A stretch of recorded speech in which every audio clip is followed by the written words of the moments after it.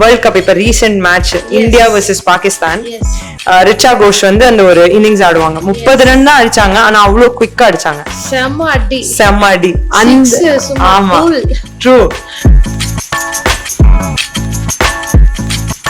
வருஷத்துக்கு முன்னாடி we young blood இருக்கும். So I think I was very much like Virat கோலியோட அக்ரெஷன்ல இருந்து பேசுறதுல இருந்து அது எல்லாமே இருந்தது. அண்ட் நீங்க இப்ப பாக்குறீங்களா விராட் கோலி எவ்வளவு மெச்சூர் ஆகி இந்த பாயிண்ட் ஆஃப் டைம்ல அவர் பேசுறதும் கம்மி, வெரி பாடி பிஹேவியர்ல இருந்து எல்லாமே மாறிடுச்சு. Everything has change. என்னன்னா நம்ம ஊர்ல வந்து கிரிக்கெட்டுக்கு இருக்கிற இம்பார்ட்டன்ஸோ அட்டென்ஷனோ ஜாவ்லினோ இல்ல ஷார்ட் புட்டோ இல்ல ஹேமர் த்ரோ அந்த மாதிரி விஷயங்கள் நிறைய பேருக்கு அதெல்லாம் தெரிய கூட தெரியாது.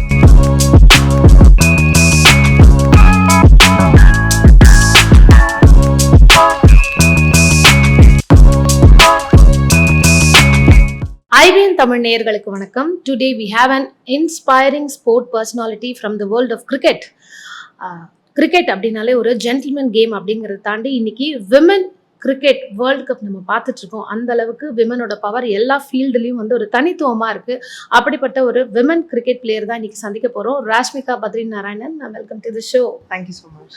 We are very proud to welcome you to the show. Thank you. First, as a cricket player எல்லாருக்கும் உங்களுக்கு தெரியும் ராஷ்மிகா பத்ரி நாராயணன் அப்படின்னு. அதுக்கு முன்னாடி ஒரு small flashback. Who is Rashmika? So நான் ஃபர்ஸ்ட் ஸ்டார்ட் பண்ணோன்னா, நான் இப்போ கரண்ட்டாக வந்து ஒரு பிஹெச்டி ஸ்டூடெண்ட்டாக இருக்கேன். செகண்ட் இயர் பண்ணிட்டு இருக்கேன். நெக்ஸ்ட் இயர் வந்து நான் கம்ப்ளீட் பண்ணுவேன். ஸோ நான் பிஹெச்டி இன் ஸ்போர்ட்ஸ் சைக்காலஜின்னு ஒரு சப்ஜெக்டில் பண்ணுறேன். இதுக்கு முன்னாடி நான் ஒரு மாஸ்டர்ஸ் பண்ணியிருக்கேன் இன் ஸ்போர்ட்ஸ் சைக்காலஜி அகேன். அது வந்து நான் யூகேலேருந்து பண்ணேன். இப்போ கரண்ட்டாக பிஹெச்டி வந்து சிங்கப்பூர்லேருந்து பண்ணிட்டு இருக்கேன். அண்ட் அதுக்கு முன்னாடி ஒரு மாஸ்டர்ஸ் பண்ணேன், மெட்ராஸ் யூனிவர்சிட்டியில் பண்ணேன், ஹியூமன் ரிசோர்ஸ் டெவலப்மெண்ட் சைக்காலஜின்னு சொல்லிட்டு. ஸோ இப்போ ஆல்மோஸ்ட் ஒரு 12 வருஷமா படிச்சுட்டே இருக்கேன்னு வேணா சொல்லலாம்.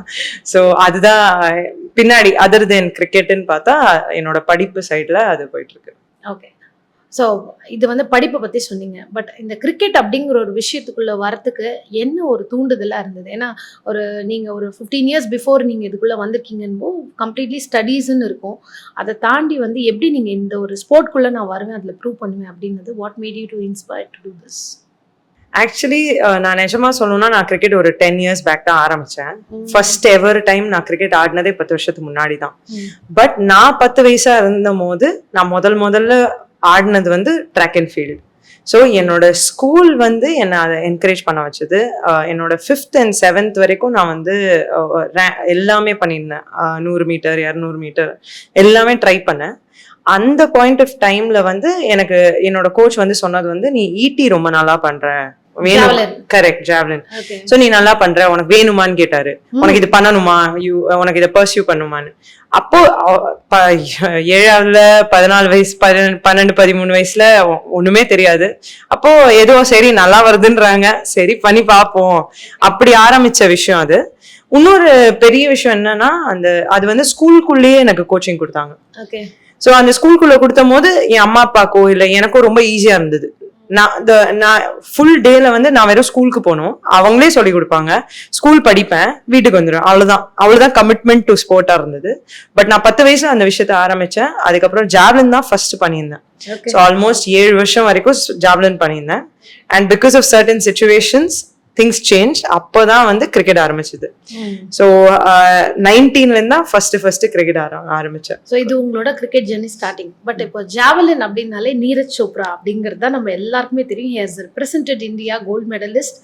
ஸோ நீங்க ஃபீல் பண்ணலையா, இல்லை நான் அந்த இடத்துல ஜாவலின்லேயே இருந்திருந்தேன்னா இன்னைக்கு என்னோட லெவல் வேற மாதிரி இருந்திருக்கும்? ஐ திங்க் நான் வந்து ஆக்சுவலி ரொம்ப ஹாப்பியா இருந்தேன். நம்ம ஒரு ஸ்போர்ட்டை பிடிச்சு பண்ண ஸ்போர்ட்டை வந்து ஒருத்தரால அவ்வளோ தூரம், அதுவும் ஒலிம்பிக் லெவலுக்கு எடுத்துட்டு போக முடிஞ்சதுன்னா அது மாதிரி ஒரு சந்தோஷம் வேற எதுலையும் கிடையாது. எண்ட் ஆஃப் த டே எந்த அத்லீட்டை நீங்க கேட்டீங்கன்னாலும் எல்லாருக்குமே இந்தியா வந்து ப்ரவுட் பண்ணணுன்றது தான் ஒன்லி கோல். அண்ட் அதுவும் அவ்வளோ பெரிய லெவல்ல பண்றதுலாம், அதுவும் ஜாவ்லின் மாதிரி விஷயத்துல என்னன்னா, நம்ம ஊர்ல வந்து கிரிக்கெட்டுக்கு இருக்கிற இம்பார்ட்டன்ஸோ அட்டென்ஷனோ ஜாவ்லினோ இல்ல ஷார்ட் புட்டோ இல்ல ஹேமர் த்ரோ அந்த மாதிரி விஷயங்கள் நிறைய பேருக்கு அதெல்லாம் தெரிய கூட தெரியாது. ஹேமர் த்ரோன்னு ஒரு ஈவெண்ட் இருக்குன்னே நிறைய பேருக்கு தெரியாது.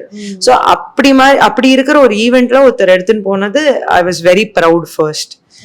Second, I was happy because நான் வந்து 16-17 இருந்த போது he is 1 year younger to me. So I have seen him compete. Okay. He was in under 14 category. And I was in under 16 category, and I've seen him compete. But one big thing about him is he is rather ரொம்ப extremely டிசிப்ளின்டான ஒரு athlete. So அந்த மாதிரி அத்லீட்டால அந்த மாதிரி நம்ம இருந்தோம்னா எவ்வளவு தூரம் போலான்றதுக்கு ஒரு பெரிய எக்ஸாம்பிள் வந்து Neeraj Chopra. So I was very very proud and happy that you know somebody good, யாரோ ஒருத்தரால பண்ண முடிஞ்சது தான் சந்தோஷம். அந்த அச்சீவ்மெண்ட் பண்ணவங்க கூட அதே ட்ராக்ல ஒரு ஜோன்ல நம்ம இருந்திருக்கோம்னு நினைக்கும் போது obviously we will be. So coming back to falling back to cricket again. Yeah. So now you are a cricket psychologist. அது வந்து let it be a part. அதுக்கு முன்னாடி ஒரு விமனா இருந்து ஒரு கிரிக்கெட் ஃபீல்டுக்குள்ள நீங்க வந்திருக்கீங்க. It's not easy. ஆமா. So can you explain about that? So அதான் இந்த ஹோல் போராட்டத்துக்கு அப்புறம் நடந்த போது நான் சும்மா என்னோட டீம் வந்து தேடுது, ஒரு பிளேயரை தேடுறாங்க. இந்த மாதிரி வந்து நான் ஒரு டோர்னமெண்ட்ல ஆடணும், எனக்கு ஒரு பிளேயர் கம்மியா இருக்காங்க. ஸோ எந்த டீம் இது? வந்து என்னோட காலேஜ் டீம். காலேஜ் டீம்ல ஒருத்தரை தேடிட்டு இருக்காங்க. என்னன்னா நான் என்ட்ரி கொடுத்துட்டேன், ஆனா என்கிட்ட 10 பேர் தான் இருக்காங்க, எப்படியாவது 11 பிளேயர் வேணும். ஸோ இவங்க வந்து என்ன அப்ரோச் பண்றாங்க. எதுனாலனா இவங்க வந்து என்ன காலேஜ் ஸ்போர்ட்ஸ் டேல நான் ஈட்டி அடிக்கிறத பாத்திருக்காங்க. அவங்கள பொறுத்த வரைக்கும் என்னன்னா நான் பால் என்னால ஷியரா அடிச்சு போட முடியும், பவர் நல்லா இருக்கு. கரெக்ட். சோ அந்த ஒரே ஆர்ம் பவர்ன்ற ஒரே கான்செப்ட்காக அவங்க என்ன சொல்றாங்க, நீ வந்து ஃபீல்டிங் பண்ணா போதும், நீ வேற எதுவும் பண்ண வேணாம், நீ பேட்டிங் ஆட வேணாம், பவுலிங் பண்ண வேணாம், வெறும் ஃபீல்டிங் பண்ணா போதும், எனக்கு 11வது பிளேயர் வேணும், நான் வரேன். சோ எனக்கு வந்து உள்ளுக்குள்ள என்னன்னா நான் நிறைய வலி அண்டர்கோ பண்றேன். ஏன்னா அந்த டைம்ல தான் அந்த ஆக்சிடென்ட் ஆச்சு. 1 month பெட் ரெஸ்ட்ல இருந்தேன். சோ அந்த பீரியட்ல இருக்கும் போது அவங்க வந்து என்ன சொல்றாங்கன்னா, இல்ல பரவாயில்ல சும்மா நின்றா போதும். நான் மேட்ச்குள்ள வரேன், அந்த கிரவுண்ட் என்டர் பண்றேன். எனக்கு இன்னும் ஞாபகம் இருக்கு, ஒரு 5-6 டேப்பை போட்டுட்டு எல்லா இடத்தையும் அடைச்சு மூடி அந்த மாதிரி வந்து நின்னேன். எங்க பால் வராதோ அந்த இடத்துல நிக்க வச்சாங்க. அந்த இடத்த தாண்டி நான் எங்கேயும் மூவே பண்ணல. ஏன்னா எனக்கு தெரிஞ்சு ஒரு 2 பால் எனக்கு தெரிஞ்சு வந்தது. ஆனா that was my first ever experience of cricket in Tamil Nadu team. In Tamil Nadu. So before you were traveling with javelin, adu Tamil Nadu liya, where did you travel? So initially நான் first represent பண்ணது மகாராஷ்டிராவை. ஏன்னா ஆமா மும்பைல இருந்து, ஏன்னா நான் மும்பைல இருந்தேன் ஆல்மோஸ்ட் ஒரு 16 years வரைக்கும் அங்கதான் இருந்தேன். சோ அது வரைக்கும் நான் ரெப்ரசென்ட் பண்ணது. சோ 2 வருஷத்துக்கு 9th and my 10th ஸ்டாண்டர்ட்ல நான் மகாராஷ்டிராவை ரெப்ரசென்ட் பண்ணி ஸ்டேட் அண்ட் நேஷனல்ஸ் போனேன். அதுக்கப்புறம் because of my family situation, என் அப்பா வந்து சென்னையில இருந்தாரு. ஸோ நாங்க எல்லாரும் ஷிஃப்ட் ஆகி வந்துட்டோம். இங்க வந்து நான் 12வது till 12th and then undergrad masters பண்ணேன். ஸோ இங்க வந்ததுக்கு அப்புறம் நான் திருப்பி கண்டினியூ பண்றேன், அங்கேருந்து பண்ண மாதிரி சேம் கண்டினியூ பண்றேன். இங்க தமிழ்நாடுக்கு ரெப்ரசென்ட் பண்ண ஆரம்பிச்சேன். பட் அங்க விட இங்க நிறைய சக்சஸ் பார்த்தேன். ஏன்னா அங்கேருந்து இங்க வரும்போது நான் இன்னும் மெச்சூர் ஆயிட்டேன். ஆஸ் அ பிளேயர் எக்ஸ்பீரியன்ஸ் எல்லாமே ஜாஸ்தி ஆயிடுச்சு. இன்ஃபேக்ட் என்ன பொறுத்த வரைக்கும் if you really ask me, இங்கோட அந்த sport infrastructure was even better. தமிழ்நாடுல இன்னும் பெட்டரா இருந்தது. ஏன்னா தமிழ்நாடுல இது வந்து ஒரு தனி இம்பார்ட்டன்ட் விஷயமா பண்ணியிருந்தாங்க. எப்படின்னா ஒரு கிரவுண்ட் ஃபுல்லா டெடிகேட்டடா வெறும் ட்ராக் அண்ட் ஃபீல்டுக்கு, ஒரு dedicated coaching academy only for இது பண்ணியிருந்தாங்க. ஸோ அந்த மாதிரி ஒரு எனக்கு செட்டப் கிடைச்ச உடனே என்னோட growth இன்னும் நல்லா இருந்தது. ஸோ நான் என்னோட பெர்ஃபார்மன்ஸ் இம்ப்ரூவ் ஆச்சு, என்னோட லெவல் பெட்டர் ஆச்சு. ஸோ அட் திஸ் பாயிண்ட் என்ன ஆயிடுச்சுன்னா, ஓகே இதுதான் நம்ம வாழ்க்கை வந்து ஸ்போர்ட்ஸ் தான், ஈட்டி தான்ற லெவல்ல நான் இருந்தேன். இதுதான் நம்ம பண்ண போறோம், நம்ம அடுத்தது கவர்மெண்ட் ஜாப் வாங்க போறோம். லைக் எனி ஸ்போர்ட்ஸ் பர்சன் நம்ம எல்லாம் டிக் டிக் டிக் பண்ணி கவர்மெண்ட் ஜாப் வாங்கி அவ்வளவுதான் முடிஞ்சிருச்சுன்ற மாதிரி இருக்கும் போதுதான் நான் சொன்ன அந்த ஆக்சிடென்ட் ஆச்சு. அதுக்கப்புறம் தான் கிரிக்கெட் ஆச்சு. அண்ட் தென் எல்லாம் அதுக்கப்புறம் ஃபாலோ பண்ணுவேன். இப்போ கிரிக்கெட் அப்படிங்கும்போது ஜாவலின் வந்து தனியா நம்ம விளையாடக்கூடிய ஒரு ஸ்போர்ட். கிரிக்கெட் அப்படிங்கிறது ஒரு டீம் ஒர்க். எப்படி வந்த உடனே உங்களுக்கு அட்ஜஸ்ட் ஆச்சா? What struggles you faced there? Actually நிறைய ஸ்ட்ரகிள். எனக்கு நினைச்சதை விட ரொம்ப ரொம்ப டிஃபிகல்ட்டா இருந்தது. ஏன்னா நம்ம இண்டிவிஜுவலா இருக்கும் போது நம்ம தான் நம்மளுக்கு எனிமி ஃப்ரெண்டு ரெண்டும் நம்மளே தான். நல்லா பண்ணணும்னாலும் நம்ம தான் காரணம், நல்லா பண்ணலனாலும் நம்ம தான் காரணம், யாரையுமே பிளேம் பண்ண முடியாது. ஆனா டீம் கேம்னு வரும்போது நிறைய விஷயங்கள் மாறிடுச்சு. நம்ம விளையாடுறதுலாம் ரெண்டாவது, அது வந்து ரொம்ப தூரம். நம்ம உள்ள போய் ஒரு 4 பேரோட நார்மலா பேசணும்னு நினைச்ச மாதிரி பேசுறதுக்கு கிடைக்கிறதுல இருந்து ஆரம்பிச்சு ஒரு என்வாயன்மெண்ட்ல இருந்து, நம்ம ஃப்ரெண்ட்ஷிப்ஸ்ல இருந்து, நம்ம என்ன பேசுறோம் எப்படி பேசுறோம்ல இருந்து எல்லாமே ரொம்ப நோட்டீஸ் பண்ண ஆரம்பிச்சுட்டாங்க. சோ நம்ம என்ன மாதிரி வார்த்தை விடுறோமோ அதை யூஸ் பண்ணி நிறைய பேர் நம்மளுக்கு அகேன்ஸ்டா இருக்கலாம், அது வந்து நம்மளுக்கு அகேன்ஸ்டா யூஸ் பண்ணலாம். அப்புறம் கோச்சோட டைனமிக்ஸ் இதெல்லாம் ரொம்ப டிஃப்ரெண்டா இருந்தது. அங்க எல்லாமே பாயிண்ட் பிளாங்கா இருக்கும். இண்டிவிஜுவல் ஸ்போர்ட்ல எப்படின்னா, நான் நேரா ஒன்ட்ட பேசினா அதுதான் அவ்வளவுதான், நம்ம 4 பேர் பின்னாடி போய் பேசி அதெல்லாம் கிடையாது. இங்க வந்து அந்த நிறைய என்ன சொல்றது நிறைய பேரோட ஈகோஸ் மெயின்டைன் பண்ணும். நம்மளோட சீனியர் பிளேயர்ஸ் இருப்பாங்க, அவங்கள வந்து கரெக்டா மரியாதை கொடுக்கணும்னு நினைப்பாங்க. In terms of how you call தெம்ல இருந்து எல்லா விஷயத்தையும் மரியாதை எதிர்பார்ப்பாங்க. ஸோ ஐ திங்க் அது ஒரு நல்ல ஒரு எக்ஸ்பீரியன்ஸ். என்னன்னா நான் எப்பவுமே எனக்கே நான் சொல்லிக்கிற விஷயம் என்னன்னா சோஷியல் ஸ்கில்ஸ்ன்னு ஒரு விஷயம் இருக்கு இல்லையா. ஸோ நம்ம வந்து ஒரு சொசைட்டில எப்படி பேசணும், எப்படி மேனேஜ் பண்ணணும், இதெல்லாம் எனக்கு கத்துக் கொடுத்தது அந்த சேஞ்ச் தான். இண்டிவிஜுவலா இருந்த போது நான் ரொம்ப தைரியமா இருந்தேன், ரொம்ப ஸ்ட்ரெயிட் ஃபார்வர்டா அப்ஃப்ரண்டா இருந்தேன். பட் இந்த டீம் வரும்போது ஓ இப்படி இருக்க முடியாது, இப்படி இருந்தோம்னா we are நம்ம வாழ்க்கையை நம்மளே மிசரபிள் ஆக்குற மாதிரி. சோ அது ஒரு பெரிய சேஞ்சா இருந்தது, டிஃபிகல்ட் சேஞ்ச். பட் யூனோ அதனால நம்ம நிறைய க்ரோ ஆனோன்ற மாதிரி. Who are you? Batsman, bowler? So எந்த இடத்துல உங்களோட ப்ரூவிங் மூமெண்ட்டாக இருந்தது, இதுக்கப்புறம் எனக்கு ஒரு டேர்னிங் பாயிண்ட்டு, என்னோட டீம் என்னை டேர்ன் பண்ணி பார்க்க ஆரம்பிச்சாங்க, this is my proving moment அப்படின்னு? ஸோ ஆக்சுவலி நான் வந்து பேட்ஸ்மேனாக தான் இருந்தேன். நான் ஒரு இனிஷியல் 4 years ஆடினது வந்து மெயினாக பேட்ஸ்மேன் தான். மெயினாக பிகாஸ் ஆஃப் பவர் இருந்தேன், like more of a hitter பேட்ஸ்மேனாக இருந்தேன். ஃபீல்டிங் வந்து நான் நல்லா பண்ணியிருந்தேன். ஸோ தட் வாஸ் நான் அதுதான் மெயினாக பண்ணியிருந்தேன். பட் இந்த லோக்கல் டோர்னமெண்ட்ஸ் வந்து ஸ்லோவாக நடக்க ஆரம்பிச்சது அந்த பாயிண்ட்ல.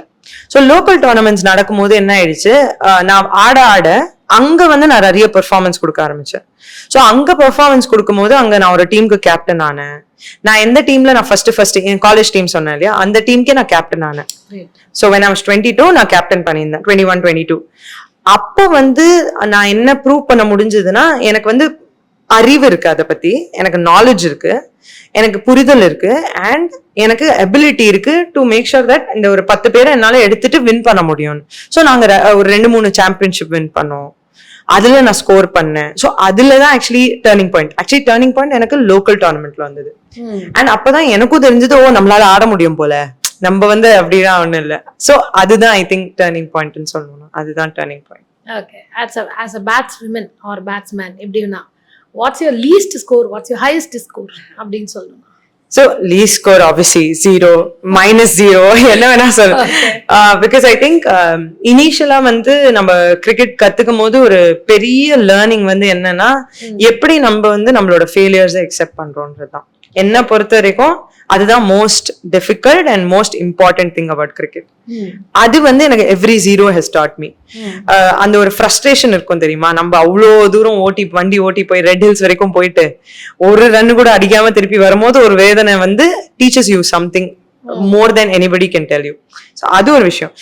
என்னோட ஹையஸ்ட் ஸ்கோர் வந்து சம்வேர் அரௌண்ட் 83, 85 அது மாதிரி அடிச்சிருக்கேன். Because we only played T20. Okay, and I always went 2 down, so I always go after 2 wickets. So technically எனக்கு ஒரு எவ்வளவு ஒரு 15-14 ஓவர்ஸ் கிடைக்கும். இப்ப அளவுக்கு கிரிக்கெட் இல்ல அந்த காலத்துல. நாங்க அந்த காலத்துல ஆடும்போது it was a bit more traditional. இப்ப அந்த காலம் year can you mention it? Yeah, sorry, people will think அந்த காலம்னா very old on, but you are very near player. Yeah அந்த காலம்னா I mean like 2015, 10 years ago இன்னும் கொஞ்சம் ட்ரெடிஷனலா இருந்தது T20 கிரிக்கெட் ஃபார் விமென். இப்ப நீங்க பாக்குற நீங்க ஐ திங்க் நம்ம கொஞ்ச நேரத்துக்கு முன்னாடி பேசினோம் வேர்ல்ட் கப். இப்ப recent match India versus Pakistan, Richa Ghosh வந்து அந்த ஒரு இன்னிங்ஸ் ஆடுவாங்க, 30 ரன் தான் அடிச்சாங்க, ஆனா அவ்வளவு குவிக்கா அடிச்சாங்க, செம்ம அடி. ஆமா, ட்ரூ. சோ அந்த அடியோட எக்ஸெப்டன்ஸ் இருக்குல்ல, ஓ விமெனால அடிக்க முடியும் அப்படின்னு நம்ம பேசும்போது சொன்னோம் இல்லையா, விமெனால அந்த மாதிரி அடிக்க முடியும்ன்றது இப்பதான் லாஸ்ட் ஒரு 5 வருஷமா தான் மாறி இருக்கு. 5 கூட இல்ல, நான் சொல்லணும்னா 3 வருஷமா மாறி இருக்கு. அதுக்கு முன்னாடி நாங்களாம் ரொம்ப ட்ரெடிஷ்னலா தான் ஆடினோம். நம்மளை பொறுத்த வரைக்கும் என்னன்னா கேப்ஸா பார்த்து 1-2 அடிக்கிறது, 4s அடிக்கிறது, இதுதான் கான்செப்டா இருந்தது. அண்ட் 4s வந்து 1 ஆட் பால்ல வரும், ஓவருக்கு 1 ஆர் ப்ராப்ளி 2 ஓவர்ஸ்க்கு 1, அப்படிதான் கான்செப்ட். இப்பதான் எவ்ரி ஓவருக்கு 1-2 பார்க்கணும், 1-2 ஒரு 6 ஒரு 4 அந்த மாதிரி கான்செப்ட் சேஞ்ச் ஆயிருக்கு. எதுக்கு சொல்ல வந்தேன்னா, அந்த காலத்துல அந்த ரன்ஸ் வாஸ் டு மீ, ஏன்னா பிகாஸ் என்னோட பிகெஸ்ட் இம்பார்ட்டன்ட் பாயிண்ட் என்ன ஆஸ் அ பிளேயர்னா, டீம் ஜெயிக்கணும்.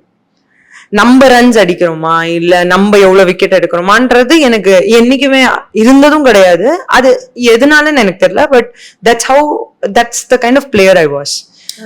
என்ன பொறுத்த வரைக்கும் டீம் தான் முக்கியம். சோ அதனால கூட எனக்கு கேப்டன்சி ரொம்ப நேச்சுரலா வந்துதான்னு எனக்கு தெரியல. So in a way that was something that I really prioritised. என்ன பொறுத்த வரைக்கும் டீம் ஜெயிக்கணும். சரி, நான் 50 இல்ல ஒரு 10 ரன் அடிச்சோம் டீம் ஜெயிச்சுன்னா டீம் ஜெயிச்சதா, ஓகே அவ்வளவுதான், ஃபோக்கஸ் அதுதான். Okay. So I think all of that put together somewhere around that இருக்கும். ஒரு கேப்டனா இருக்கும்போது டூஸ் அண்ட் டோன்ட்ஸ் அப்படின்னா நீங்க என்ன சொல்வீங்க? இப்ப ஆக்சுவலி நான் ரொம்ப மெச்சூர் ஆயிட்டேன். ஆப்வியஸ்லி 10 வருஷத்துக்கு முன்னாடி வே யங் பிளட் இருக்கும். So I think I was very much like Virat Kohli. Virat கோலியோட அக்ரெஷன்ல இருந்து பேசுறதுல இருந்து அது எல்லாமே இருந்தது. அண்ட் நீங்க இப்ப பாக்குறீங்களா விராட் கோலி எவ்வளவு மெச்சூர் ஆகி இந்த பாயிண்ட் ஆஃப் டைம்ல அவர் பேசுறதும் கம்மி, வெரி பாடி பிஹேவியர்ல இருந்து எல்லாமே mannerism everything has changed. So I think I was also like that 10 years ago. நான் வந்து பயங்கர அக்ரெசிவா இருந்தேன். ஏதாவது சிம்பிள்ஸ் காட்டுவீங்களா, ஏதாவது ஆக்ஷன் காட்டுவீங்களா? என்ன வேணா பண்ணுவேன், விக்கெட் எடுக்கிறது எனிதிங் அண்டர் லா பண்ணுவேன். சோ அந்த அளவுக்கு அக்ரெசிவா இருப்போம். அதெல்லாம் இருந்திருக்கேன். But I think as a captain biggest thing என்னன்னா என்னை பொறுத்த வரைக்கும் ப்ரெஷரை வந்து கன்சியூம் பண்ணும். அந்த absorption is the most important. என்னன்னா நம்ம ப்ரெஷர்ல இருக்கும் போது நம்ம 4 பேரை கத்தினோம்னா முடிஞ்சு போச்சு மேட்ச். ஸோ என்னை பொறுத்த வரைக்கும் பிக்கெஸ்ட் இம்பார்ட்டன்ட் திங் வந்து அந்த ப்ரெஷரை அப்சார்ப் பண்ணும். நீ ப்ரெஷரை கத்தலாம் இன் டர்ம்ஸ் ஆஃப் பேட்ஸ்மேனை, பட் நீ ஓன் பிளேயரை கத்தக்கூடாது. ஓன் பிளேயரை வந்து நீ அவங்க 10% கொடுக்குறாங்கன்னா அவங்க 10% லெவல்ல இன் டர்ம்ஸ் ஆஃப் ஸ்கில் இருக்காங்கன்னா அவங்க 20% அந்த டோர்னமெண்ட் முடியும் போது they should be at 20% level. They should get better as a player. They should enjoy the sport.